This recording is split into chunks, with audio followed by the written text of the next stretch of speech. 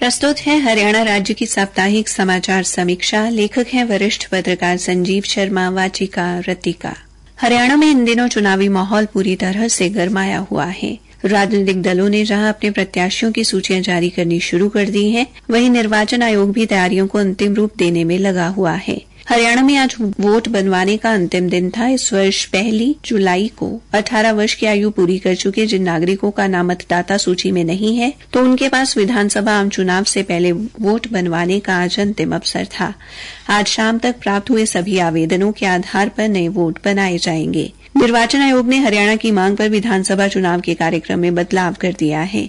अब प्रदेश में 90 सीटों के लिए 1 अक्टूबर की बजाय 5 अक्टूबर को मतदान होगा। जम्मू कश्मीर तथा हरियाणा में चुनाव परिणाम एक ही दिन अथवा 8 अक्टूबर को जारी होंगे। आयोग ने कई दौर की बैठकों और विचार विमर्श के बाद ये बदलाव किया है। हरियाणा की सत्तारूढ़ भारतीय जनता पार्टी व विपक्षी दल इनेलो की ओर से मतदान की तारीख में बदलाव करने की मांग की गई थी। भारतीय जनता पार्टी के प्रदेशाध्यक्ष मोहनलाल बड़ौली की ओर से निर्वाचन आयोग को पत्र लिखकर हरियाणा की स्थिति से अवगत कराया गया था। उन्होंने 3-4 अहम बिंदुओं पर आयोग का ध्यान आकर्षित किया था। आयोग को उनकी दलील सही लगी और ये आशंका जताई गई कि 1 अक्टूबर को मतदान करवाने पर राज्य में मतदान प्रतिशत गिर सकता है। भारतीय जनता पार्टी तथा इंडियन नेशनल लोकदल की तरफ से लिखे गए पत्र में तर्क दिया गया था कि 1 अक्टूबर को मंगलवार के दिन मतदान होना था। इससे पहले शनिवार व रविवार को सरकारी छुट्टी होती है। सोमवार कार्य दिवस था, लेकिन कर्मचारी एक दिन की छुट्टी लेकर परिवार के साथ घूमने के लिए बाहर जाने की योजना बना सकते हैं। मतदान के बाद यानी 2 अक्टूबर को भी गांधी जयंती के दिन अवकाश होता है। ऐसे में लोगों को घूमने के लिए 5 दिन मिल जाते। इस वजह से मतदान प्रतिशत कम रहता। बीजेपी का सबसे बड़ा वोट बैंक शहरी क्षेत्रों में है। शहरी लोग बाहर घूमने का बहाना ढूंढते हैं। एक साथ 5 छुट्टियां मिलने पर बड़ी संख्या में लोग अपने परिवार के साथ बाहर जाने का कार्यक्रम बनाते। वहीं बिश्नोई वोट बैंक से भी बीजेपी को बड़ी उम्मीदें हैं। बीजेपी को 1 अक्टूबर को शहरों में मतदान प्रतिशत कम रहने का डर था। इसी वजह से आयोग का दरवाजा खटखटाया था।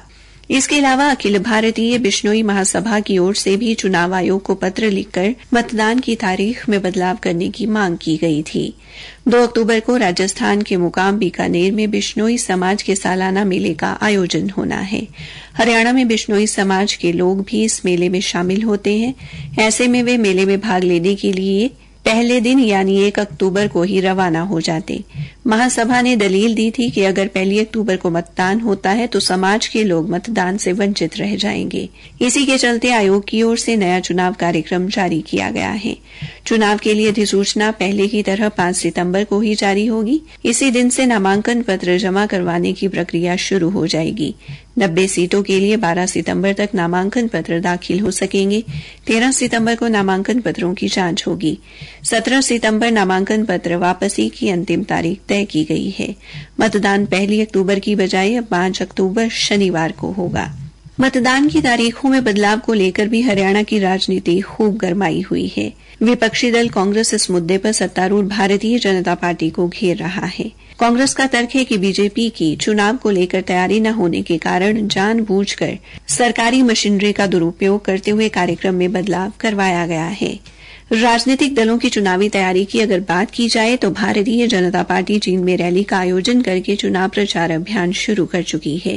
कांग्रेस के नेता अपने अपने स्तर पर प्रचार में जुटे हुए हैं। कांग्रेस व बीजेपी ने अभी तक प्रत्याशियों का ऐलान नहीं किया है। इंडियन नेशनल लोकदल तथा बहुजन समाज पार्टी गठबंधन अभी तक 14 सीटों पर प्रत्याशियों का ऐलान कर चुका है। 70 सीटों पर चुनाव लड़ने वाली जननायक जनता पार्टी तथा 20 सीटों पर चुनाव लड़ने वाली उसकी सहयोगी आजाद समाज पार्टी तथा आम आदमी पार्टी द्वारा प्रत्याशियों की सूची जारी करने के लिए लगातार मंथन किया जा रहा है। इस सारी उठापटक के चलते ये साफ है कि ये चुनाव हरियाणा में कई राजनीतिक दलों तथा कई नेताओं का जहां भविष्य तय करेगा, वहीं उनके लिए निर्णायक भी साबित होगा। इसी के साथ समाचार समीक्षा समाप्त हुई।